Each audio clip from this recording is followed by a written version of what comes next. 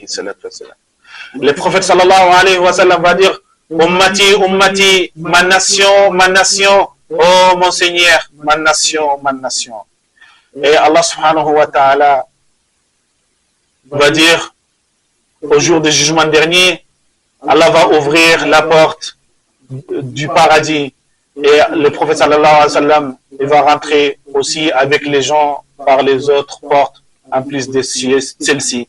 Puis le prophète sallallahu alayhi wa sallam dira par celui-ci, tiens mon âme dans sa main, il y a entre les deux piliers de l'une des portes du paradis, la distance qu'il y a entre la Mecque et Hajar, capitale de Bahreïn.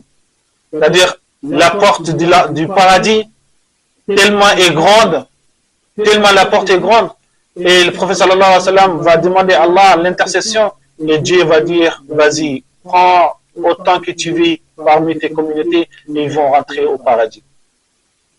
Qu'Allah nous fasse parmi ces gens-là. Alors, et avant tout cela, il y aura les 200 des anges.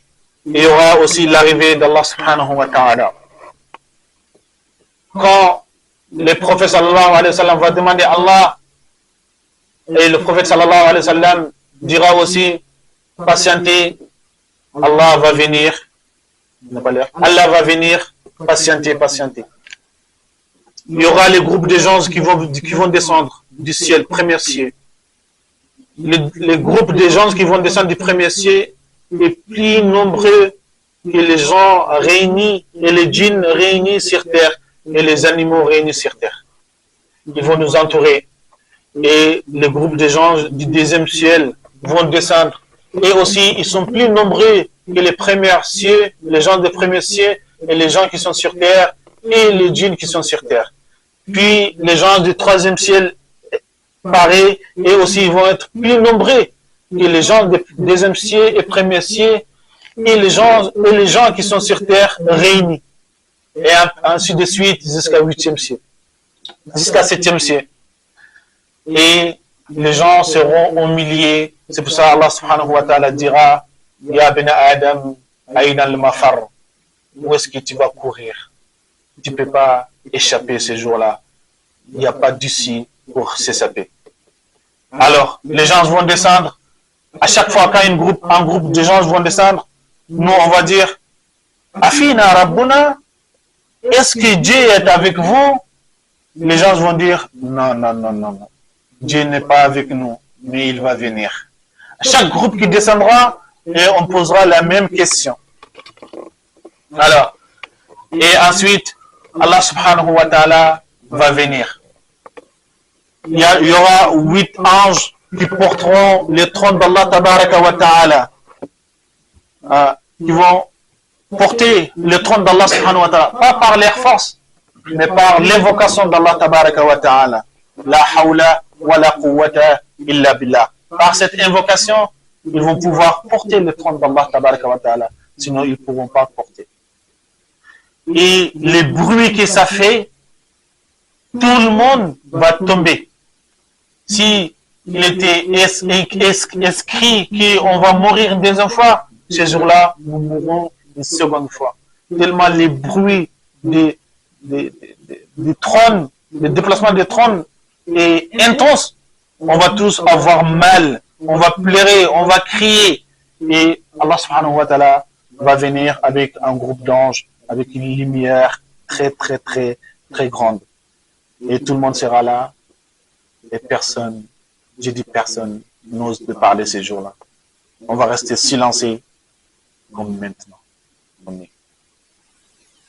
Et Allah va venir. Quand Allah viendra, يوم يقوم الملائكة صفا لا يتكلمون إلا من أذن له الرحمن وقال صوابا. Ces jours-là, personne n'ose parler. Même les gens n'oseront pas parler. Sauf à ceux qui, Allah subhanahu wa ta'ala, donne l'autorisation de parler. Et quand cette personne parlera, il va parler dans droiture. Il ne va pas mentir. Et c'est pour cela, les grands savants, ils disent qu'il s'agit du prophète alayhi salatu wa salam, sallallahu alayhi wa sallam. et Dieu va venir. Quand Dieu va venir, il va commencer à nous questionner. Il y aura les hisab, le jugement. Il y aura deux chaînes. Dieu va nous éviter, tout le monde, chacun son tour. Il va faire ce qu'on appelle al-ard, c'est-à-dire il va te montrer ce que tu as fait. Peut-être tu vas dire non, j'ai fait ça, non, j'ai pas fait ceci, je n'ai pas fait ça. Il n'y a pas de souci. Ça, c'est première interrogation. Tout le monde passera pour faire la première interrogation. Après, on va retourner. Quand on retournera, après, il y aura les livres qui vont survoler. Chacun son livre sera là. Les livres vont survoler. Alors, ça sera le travail des vents. Allah va ordonner les vents de prendre les livres de chacun et de l'amener devant lui. Alors, وَأَمَّا مَنْ أُوتِيَ كِتَابَهُ بِيَمِينِهِ فَسَوْفَ يُحَاسَبُ حِسَابًا يَسِيرًا وَأَمَّا مَنْ أُوتِيَ كِتَابَهُ وَرَاءَ ظَهْرِهِ فَسَوْفَ يَدْعُو ثُبُورًا. Ce jour-là, quand la personne prendra son livre avec sa main droite, il sera jugé d'un jugement facile devant Allah subhanahu wa ta'ala. Il va voir tout ce qu'il a dit devant Dieu tout de suite et tout ce qu'il a fait auparavant, avant la mort. Et celui qui recevra son livre dans sa main gauche, et il va dire Ya waylani, malheur à moi. Je voulais même pas regarder mon livre. Je vois pas l'intérêt de lire. Et il y a des savants qui disent Wara Avahri, c'est-à-dire il va attraper son livre derrière son dos. Il y en a qui vont dire ils vont trouiller son poitrine et la main va sortir de l'autre côté et ils vont donner son livre. Ils vont lire ton livre. Iqra kitabak wa kafa bi nafsika al-yawma hasiba. Lis ton livre, tu seras ton propre juge aujourd'hui de tout ce que tu as fait. Alors, celui qui recevra son livre avec sa main droite, Dieu va lui juger d'une manière facile et stable. La personne ne va pas trembler. La personne, alhamdulillah, il sait que c'est bon, il a reçu son livre avec sa main droite. Mais pour cela, ikhwani fillah, il faut vraiment faire maximum de sacrifices d'obéir à Allah tabaraka wa ta'ala. Pas aujourd'hui je vais, demain je ne vais pas. Et Allah subhanahu wa ta'ala va mettre sa miséricorde devant toi, sur toi, et Allah subhanahu wa ta'ala va te conduire vers le paradis. Et ensuite, il y aura la balance d'Allah tabaraka wa ta'ala. فأما من ثقلت موازينه فهو في عيشة راضية وأما من خفت موازينه فأمه هاوية. Celui, son balance sera lourd par ses actions et il va vivre d'une vie meilleure. Alors celui, son balance sera faible par ses actions, sache qu'il n'y aura pas une vie meilleure pour toi. Alors, le prophète a dit, sallallahu alayhi wa sallam, dans un hadith authentique, si tu prends la terre et le ciel tout entier, tu mets sur une balance et tu prends, regardez, La ilaha illallah, La ilaha illallah. Tu mets sur l'autre côté du balance, la terre et le ciel ne peut pas faire tomber La ilaha illallah. La ilaha illallah est lourd, est plus lourd que le poids de la terre et le ciel. Qu'est-ce que nous attendons? Celui qui dira La ilaha illallah, qui ne remplit pas ces conditions, son La ilaha illallah le jour du jugement dernier, valent rien du tout. Zéro. Mais celui qui dit La ilaha illallah, qui a rempli les conditions de La ilaha illallah, Wallah, il sera sauvé le jour du jugement dernier. Parce que s'il prend seulement ces mots, La ilaha illallah, si Allah prend seulement ces mots et qu'il met sur ta balance, tu auras au paradis. Inch'Allah. Alors, ne jouons pas avec la religion.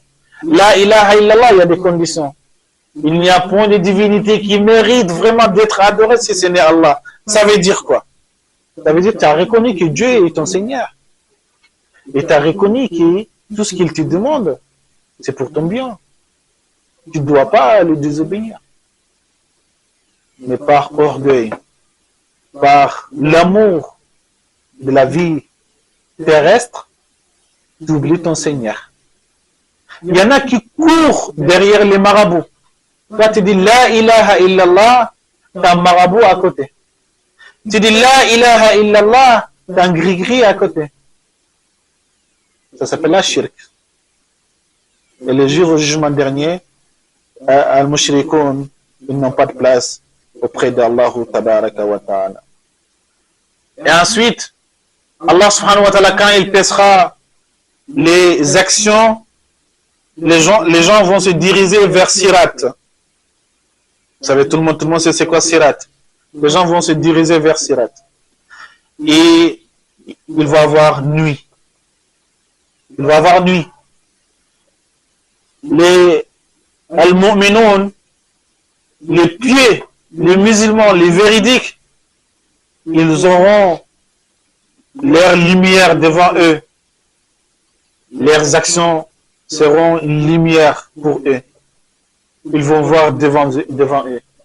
Mais al-munafiqun, ils n'auront pas de lumière. Allah subhanahu wa ta'ala a dit وَضُرِبَ بَيْنَهُمْ بِالسُّورٍ لَهُ بَابٌ بَاطِنُهُ فِيهِ الرَّحْمَةُ وَظَاهِرُهُ مِنْ قَبْلِهِ الْعَذَابُ يُنَادَوْنَهُمْ أَلَمْ نَكُنْ مَعَكُمْ قَالُوا بَلَى. Ces jours-là, les hypocrites, ils n'ont pas de lumière, ils vont courir derrière les fidèles. Ils vont courir derrière les gens pieux. Ils vont dire, mais j'étais avec vous, non? J'étais pas avec vous. Bien sûr, tu étais avec nous, mais tu étais hypocrite. Tu n'étais pas sincère. Tu faisais pas pour Allah subhanahu wa ta'ala. Tu faisais pas pour la religion. Tu faisais pour ton nafs. Alors, le prophète alayhi salatu wa salam a dit ces jours-là, tellement les épreuves sont terribles, tu vas voir quelqu'un qui te donnait la science religieuse, ils vont les jeter dans l'enfer. Tu vas dire, mais qu'est-ce qui se passe? C'est mon Karamoro, c'est mon professeur. Pourquoi? Et moi je suis cuit alors? Non, non, non, non. Tu n'es pas cuit. Il faut voir qu'est-ce que ton Karamoro faisait. Il faut voir qu'est-ce que ton professeur cachait sous sa poitrine. Alors, Allah subhanahu wa ta'ala lui questionnera, il va dire, oh toi, ça va donner la science. Effectivement, oui, Dieu, tu m'as donné la science. Tu as fait quoi? Dieu, j'ai donné cours d'arabe, j'ai prêché, j'ai fait tout, alhamdulillah, avec la science. Oui, c'est ça que les gens croyaient. Mais tu n'étais pas sincère. Tu ne faisais pas pour Allah tabaraka wa ta'ala. Tu ne faisais pas pour Ummat Muhammad sallallahu alayhi wa ta'ala. Tu faisais pour que les gens disent que tu es meilleur. Tu as le savoir. Tu es meilleur que telle personne et telle personne et telle personne. Alors tu as trouvé et les gens ont applaudi pour toi. Et c'est fini. Tu as eu ta part auprès des gens. Tu n'en as ni auprès de moi. Tu n'auras rien du tout. Et Dieu va le jeter dans l'enfer. Il faut être sincère. Pour Allah tabaraka wa ta'ala. Si tu deviens un kharamoro, même si une seule personne qui vient dans ton cours soit ouvert. Fais ton travail. Cherche la grâce d'Allah subhanahu wa ta'ala. Cherche la bénédiction d'Allah tabaraka wa ta'ala. Cherche pas l'applaudissement des gens. Non. Tu mourras un jour. Et tes actions, que tu le veuilles ou pas, tu les trouveras devant toi. Qu'Allah nous donne à l'ikhlas. Ces jours-là, Allah va jeter un homme riche qui donnait beaucoup d'argent aux pauvres, qui faisait la charité, qui donnait, alhamdulillah, qui soulageait tout le monde. la famille, etc., etc. Il va dire, ah non, pas lui quand même. Mais qu'est-ce qu'il a fait? Eh oui, en fait, il donnait pour que les gens disent, oui, il est le plus riche de la famille. Oui, oui, attention. Hein. Chaque action que nous faisons, il y a quelque chose qui est derrière, il y a une idée derrière. Cette idée, il faut que ça soit pour chercher la grâce d'Allah tabaraka wa ta'ala. Il ne faut pas que ça soit pour que les gens disent que ouais, c'est moi. Tu fais ça, tes actions sont zéro devant toi le jour du jugement dernier. Il faut vraiment attention.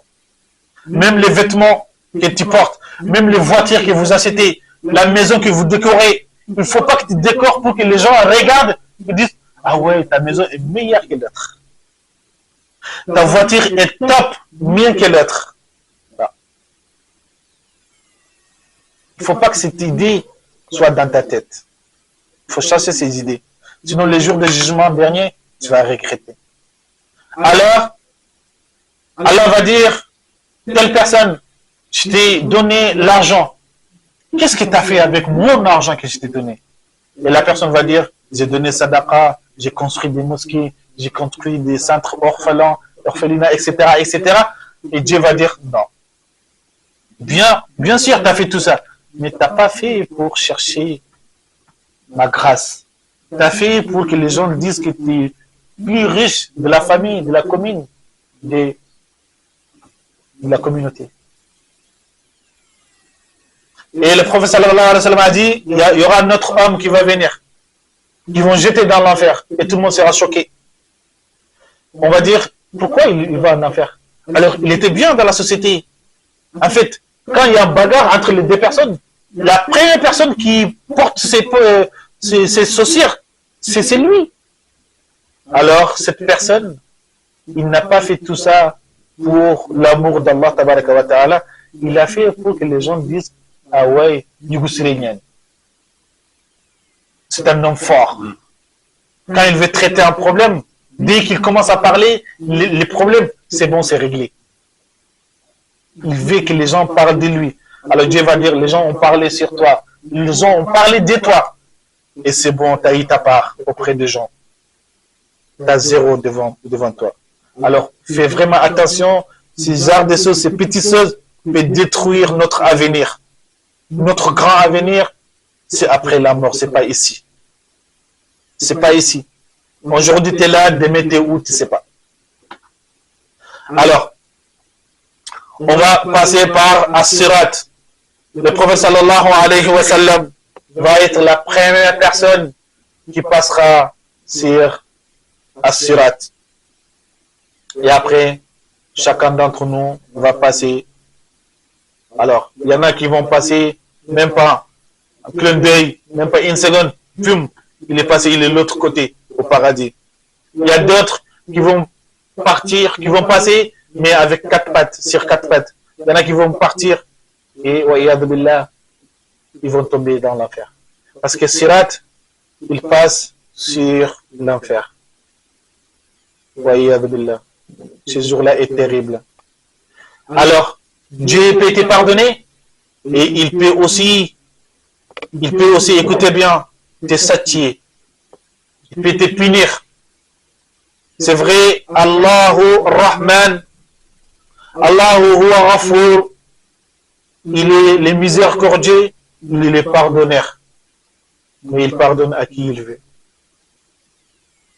Pour qu'il te pardonne, c'est à toi de faire des efforts, de regretter de tes erreurs passées et de ne les plus refaire. Prends l'engagement devant ton Seigneur. Tu diras, Allah, j'ai fait retour sincère vers toi. Oui, je suis un être humain.